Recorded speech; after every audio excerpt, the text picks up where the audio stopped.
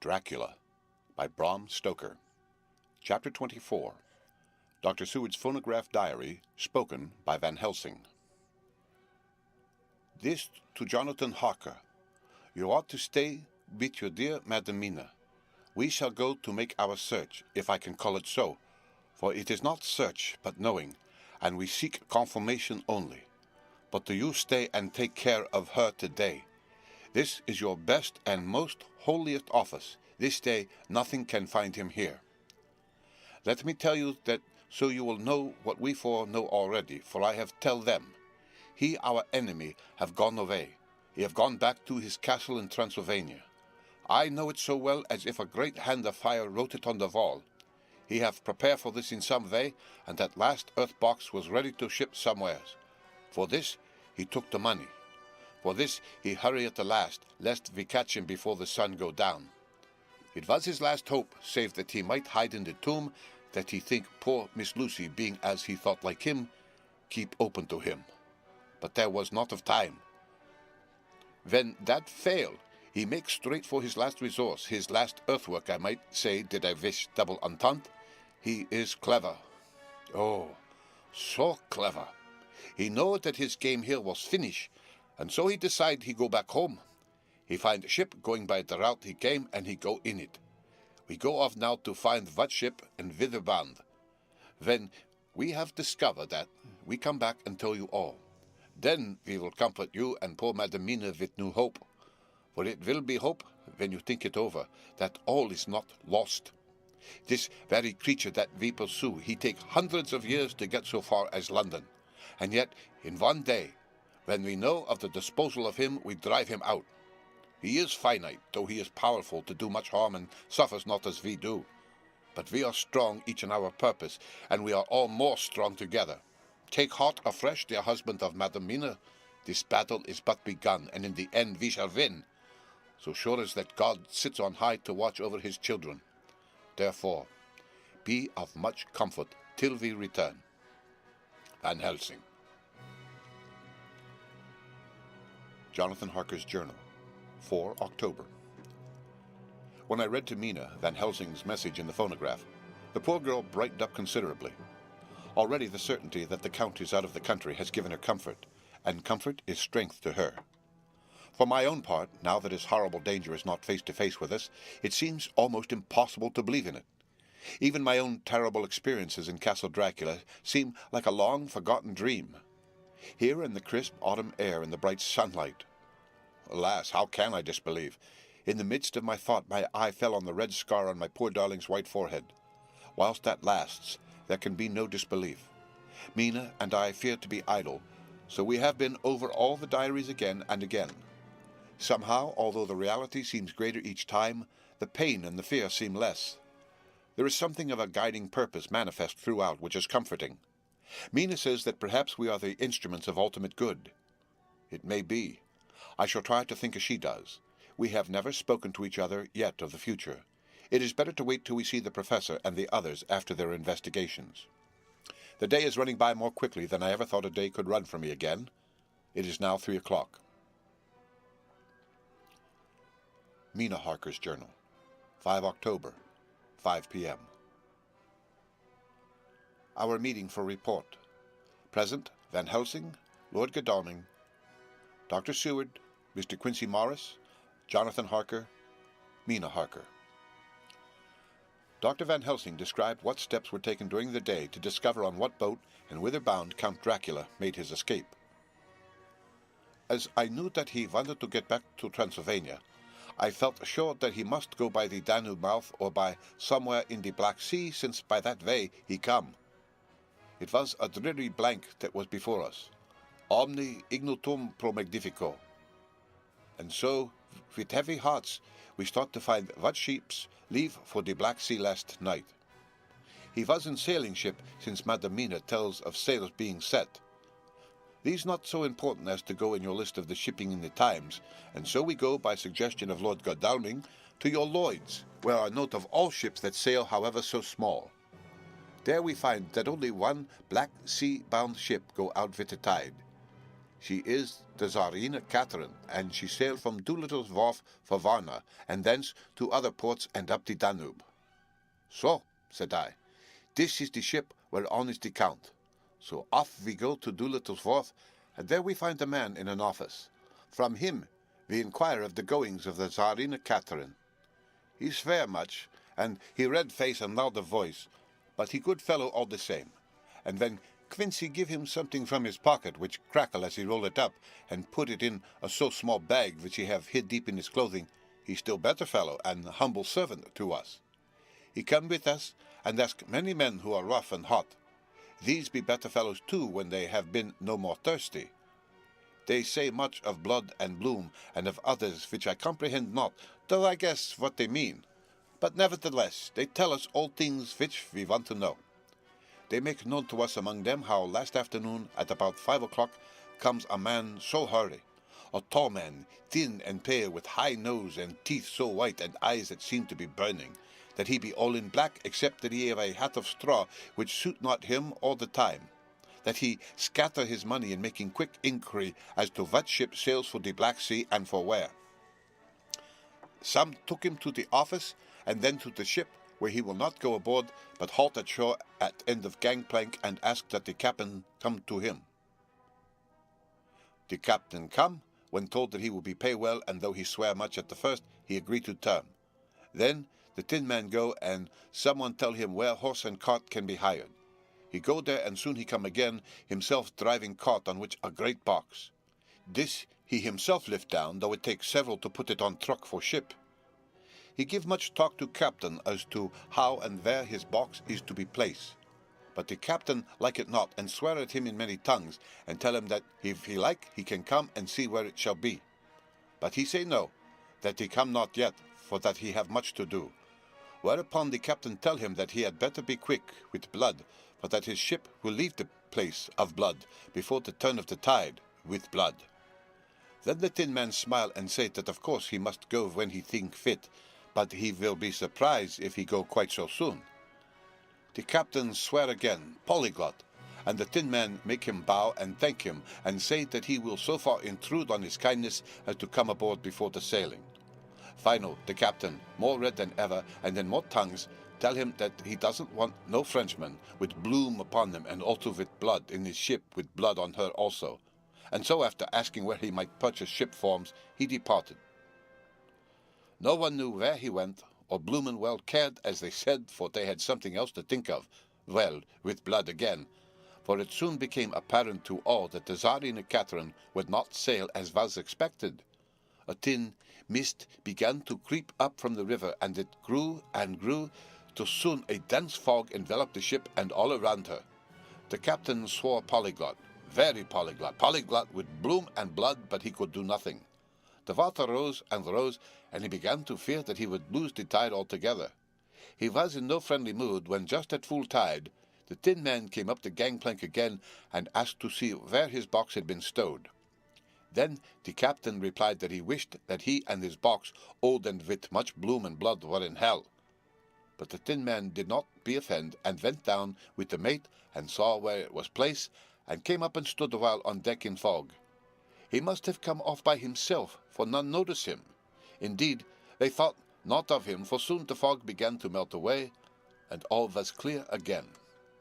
My friends of the thirst and the language that was of bloom and blood laughed as they told how the captain's swears exceeded even his usual polyglot, and was more than ever full of picturesque when, on questioning other mariners who were on movement up and down the river that hour, he found that few of them had seen any fog at all, except where it lay round the wharf.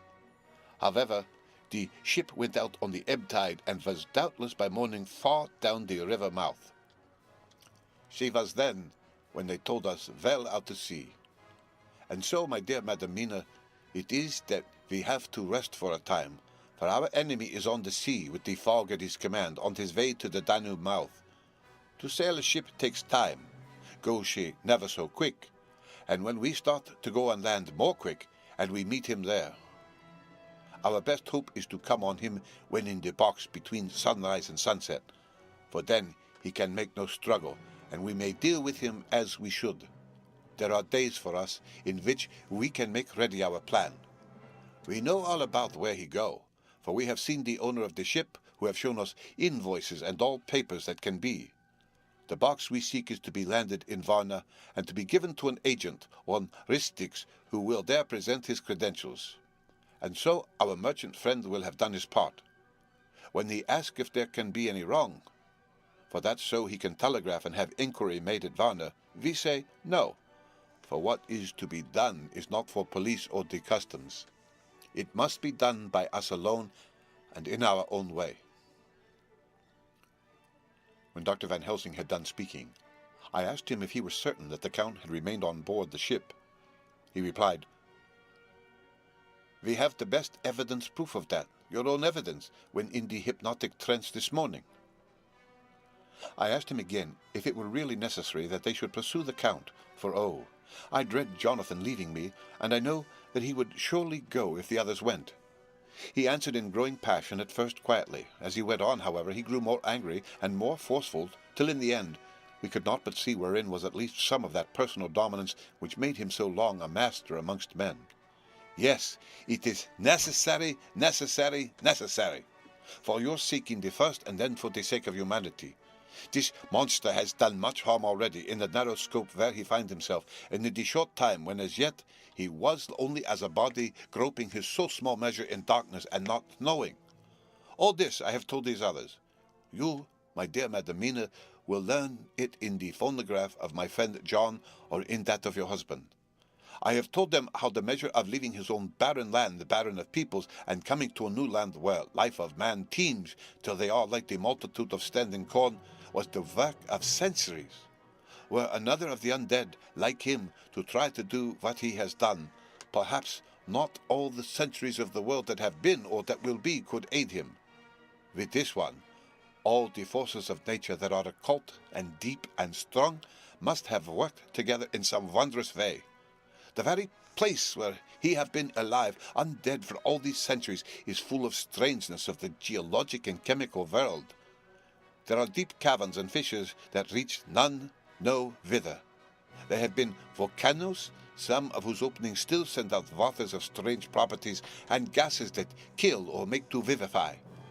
Doubtless there is something magnetic or electric in some of these combinations of occult forces which work for physical life in strange way, and in himself were from the first some great qualities. In a hard and warlike time he was celebrated. He have more iron nerve, more subtle brain, more braver heart than any man. In him some vital principle have in strange way found their utmost, and as his body keeps strong and grow and thrive, so his brain grow too.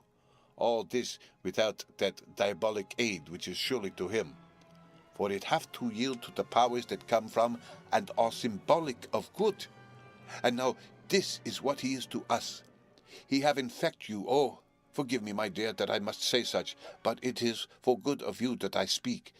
He infect you in such wise that even if he do no more, you have only to live in your own old sweet way, and so in time death, which is of man's common lot and with God's sanction, shall make you like to him. This must not be. We have sworn together that it must not. Thus we are ministers of God's own wish, that the world and men for whom his Son died will not be given over to monsters whose very existence would defame him. He have allowed us to redeem one soul already, and we go out as the old knights of the cross to redeem more. Like them, we shall travel towards the sunrise, and like them, if we fail in good cause. He paused, and I said, "But will not the Count take his rebuff wisely? Since he has been driven from England, will he not avoid it as a tiger does the village from which he has been hunted?" "Aha," he said, "your simile of the tiger good for me, and I shall adopt him. Your man-eater, as they of India call the tiger, who has once tasted blood of the human, care no more for other prey, but prowl unceasingly till he get him.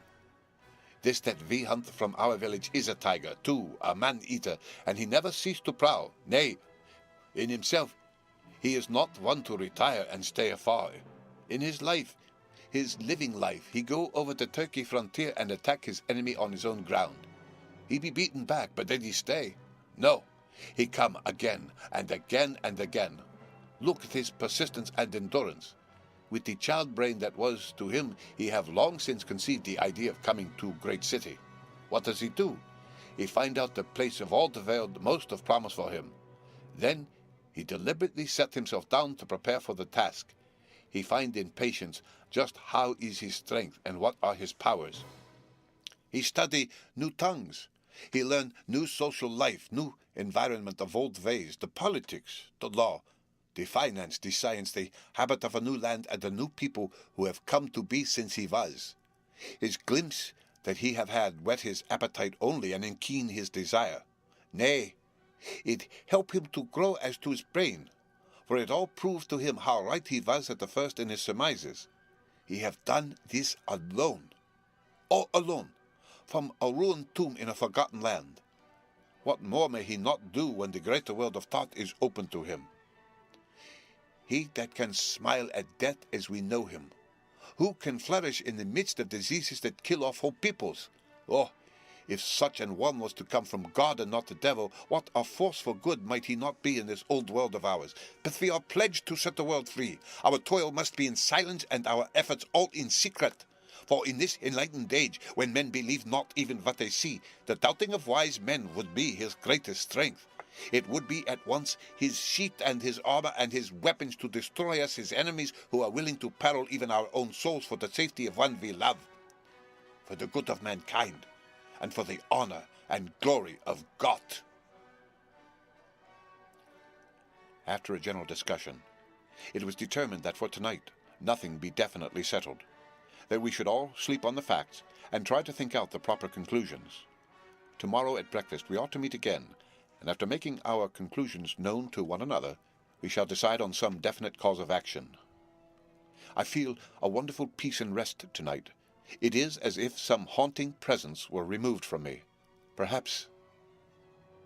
My surmise was not finished, could not be, for I caught sight in the mirror of the red mark upon my forehead, and I knew that I was still unclean. Dr. Seward's Diary, 5 October. We all arose early, and I think that sleep did much for each and all of us. When we met at early breakfast, there was more general cheerfulness than any of us had ever expected to experience again. It is really wonderful how much resilience there is in human nature. Let any obstructing cause, no matter what, be removed in any way, even by death, and we fly back to first principles of hope and enjoyment. More than once, as we sat around the table, my eyes opened in wonder whether the whole of the past days had not been a dream. It was only when I caught sight of the red blotch on Mrs. Harker's forehead that I was brought back to reality. Even now, when I am gravely revolving the matter, it is almost impossible to realize that the cause of all our trouble is still existent. Even Mrs. Harker seems to lose sight of her trouble for whole spells. It is only now and again, when something recalls it to her mind, that she thinks of her terrible scar. We ought to meet here in my study in half an hour and decide on our course of action. I see only one immediate difficulty. I know it by instinct rather than reason. We shall all have to speak frankly, and yet I fear that in some mysterious way poor Mrs. Harker's tongue is tied. I know that she forms conclusions of her own, and from all that has been I can guess how brilliant and how true they must be. But she will not, or cannot, give them utterance. I have mentioned this to Van Helsing, and he and I ought to talk it over when we are alone. I suppose it is some of that horrid poison which has got into her veins beginning to work. The Count had his own purposes when he gave her what Van Helsing called the vampire's baptism of blood. Well, there may be a poison that distills itself out of good things. In an age where the existence of ptomaines is a mystery, we should not wonder at anything. One thing I know, that if my instinct be true regarding poor Mrs. Harker's silences, then there is a terrible difficulty and unknown danger in the work before us. The same power that compels her silence may compel her speech. I dare not think further, for so I should in my thoughts dishonor a noble woman. Later. When the professor came in, we talked over the state of things. I could see that he had something on his mind which he wanted to say, but felt some hesitancy about broaching the subject. After beating about the bush a little, he said, "Friend John, there is something that you and I must talk of alone, just at the first at any rate. Later, we may have to take the others into our confidence." Then he stopped, so I waited. He went on, "Madam Mina, our poor dear Madam Mina is changing." A cold shiver ran through me to find my worst fears thus endorsed. Van Helsing continued. With the sad experience of Miss Lucy, we must this time be warned before things go too far. Our task is now in reality more difficult than ever, and this new trouble makes every hour of the direst importance. I can see the characteristics of the vampire coming in her face. It is now but very, very slight, but it is to be seen if we have eyes to notice without prejudge. Her teeth are sharper, and at times her eyes are more hard. But these are not all. There is to her the silence now often, as so it was with Miss Lucy. She did not speak even when she wrote that which she wished to be known later. Now, my fear is this. If it be that she can, by our hypnotic trance, tell what the Count see and hear, is it not more true that he who have hypnotized her first, and who have drink of her very blood and make her drink of his, should, if he will, compel her mind to disclose to him that which she know? I nodded acquiescence. He went on. Then what we must do is to prevent this. We must keep her ignorant of our intent, and so she cannot tell what she know not. This is painful task. Oh, so painful that it heartbreak me to think of it, but it must be. When today we meet, I must tell her that for reason which we will not speak, she must not more be of our counsel, but be simply guarded by us. He wiped his forehead, which had broken out in profuse perspiration at the thought of the pain which he might have to inflict upon the poor soul already so tortured. I knew that it would be some sort of comfort to him if I told him that I also had come to the same conclusion, for at any rate it would take away the pain of doubt. I told him, and the effect was as I expected. It is now close to the time of our general gathering. Van Helsing has gone away to prepare for the meeting and is painful part of it. I really believe his purpose is to be able to pray alone. Later. At the very outset of our meeting, a great personal relief was experienced by both Van Helsing and myself. Mrs. Harker had sent a message by her husband to say that she would not join us at present, as she thought it better that we should be free to discuss our movements without her presence to embarrass us. The professor and I looked at each other for an instant, and somehow we both seemed relieved. For my own part, I thought that if Mrs. Harker realized the danger herself, it was much pain as well as much danger averted. Under the circumstances, we agreed, by a questioning look and answer, with finger on lip, to preserve silence in our suspicions until we should have been able to confer alone again. We went at once into our plan of campaign. Van Helsing roughly put the facts before us first. The Tsarina Catherine left the Thames yesterday morning. It will take her at the quickest speed she has ever made at least 3 weeks to reach Varna. But we can travel overland to the same place in 3 days. Now, if we allow for 2 days less for the ship's voyage, owing to such weather influences as we know that the Count can bring to bear, and if we allow a whole day and night for any delays which may occur to us, then we have a margin of nearly 2 weeks. Thus, in order to be quite safe, we must leave here on 17th at latest.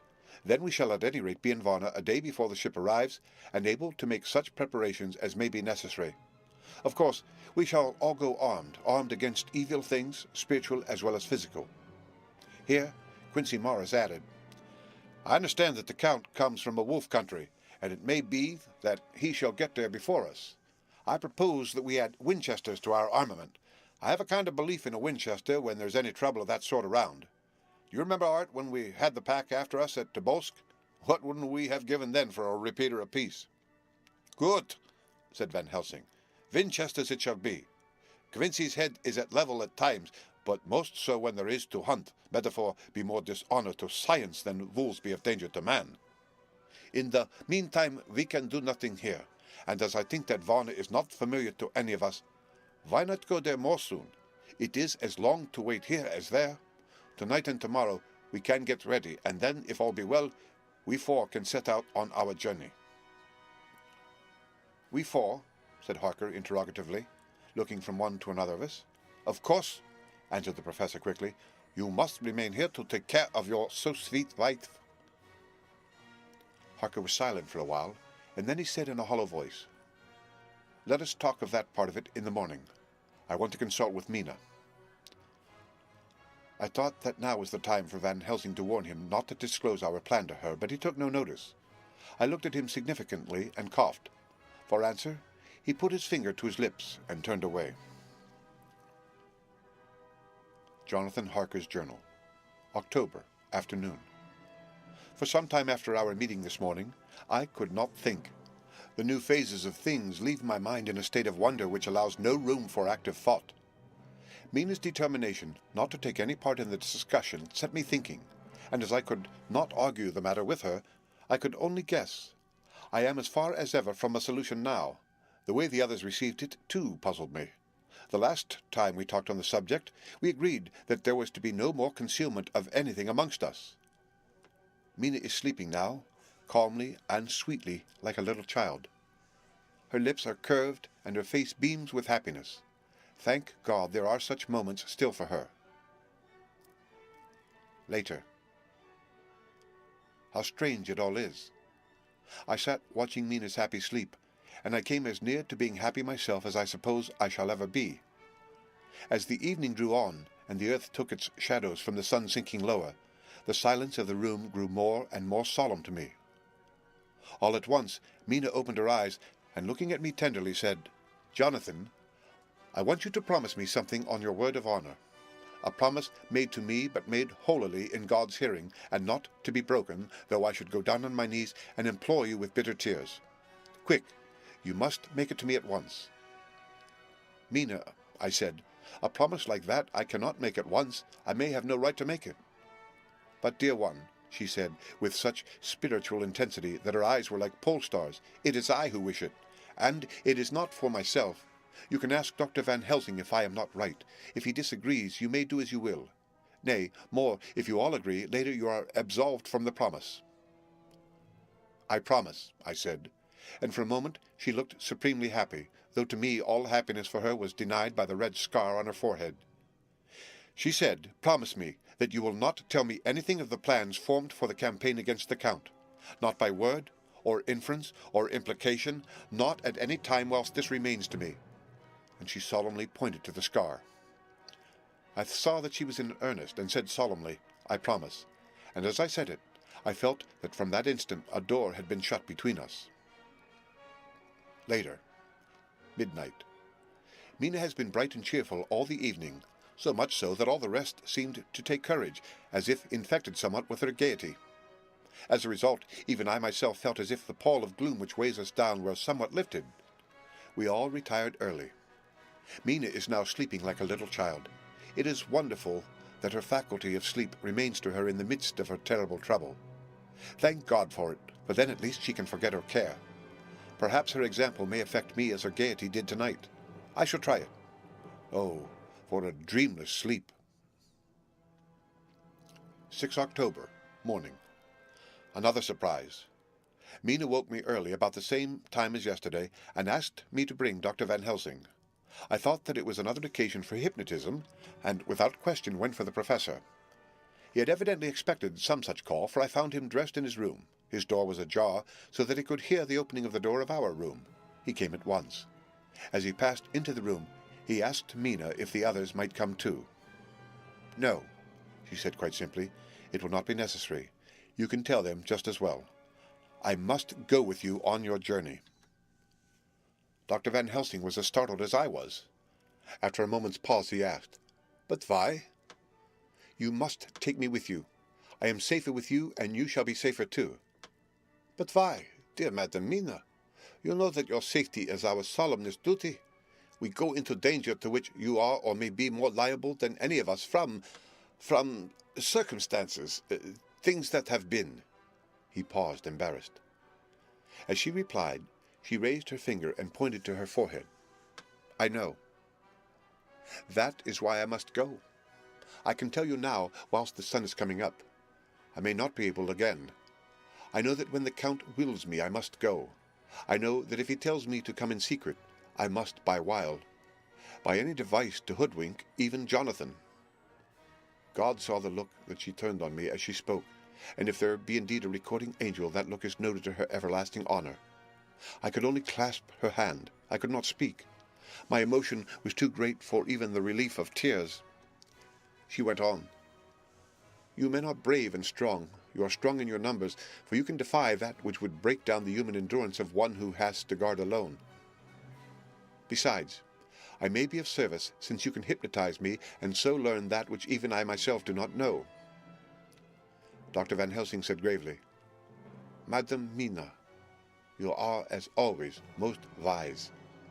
You shall come with us, and together we shall do that which we can go forth to achieve." When he had spoken, Mina's long spell of silence made me look at her. She had fallen back on her pillow asleep. She did not even wake when I had pulled up the blind and let in the sunlight which flooded the room. Van Helsing motioned to me to come with him quietly.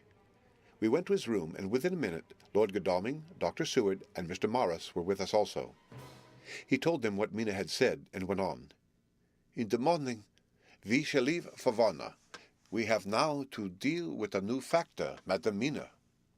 Oh, but her soul is true. It is to her an agony to tell us so much as she has done, but it is most right, and we are warned in time. There must be no chance lost, and in Varna we must be ready to act the instant when that ship arrives." "What shall we do exactly?" asked Mr. Morris laconically. The professor paused before replying. "We shall at the first board that ship. Then, when we have identified the box, we shall place a branch of the wild rose on it. This we shall fasten, for when it is there none can emerge, so that at least says the superstition. And to superstition must we trust at the first. It was man's faith in the early, and it have its root in faith still. Then, when we get the opportunity that we seek, when none are near to see, we shall open the box and all will be well." "I shall not wait for any opportunity," said Morris. "When I see the box I shall open it and destroy the monster, though there are 1,000 men looking on, and if I am to be wiped out for it the next moment." I grasped his hand instinctively, and found it as firm as a piece of steel. I think he understood my look. I hope he did. "Good boy," said Dr. Van Helsing. "Brave boy. Quincy is all man. God bless him for it. My child, believe me, none of us shall lag behind or pause from any fear. I do but say what we may do, what we must do. But indeed, we cannot say what we may do. There are so many things which may happen, and their ways and their ends are so various that until the moment we may not say. We shall all be armed in all ways, and when the time for the end has come, our effort shall not be lack. Now let us today put all our affairs in order.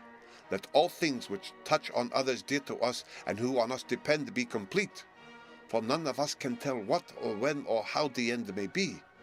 As for me, my own affairs are regulate, and as I have nothing else to do, I shall go make arrangements for the travel. I shall have all tickets and so forth for our journey."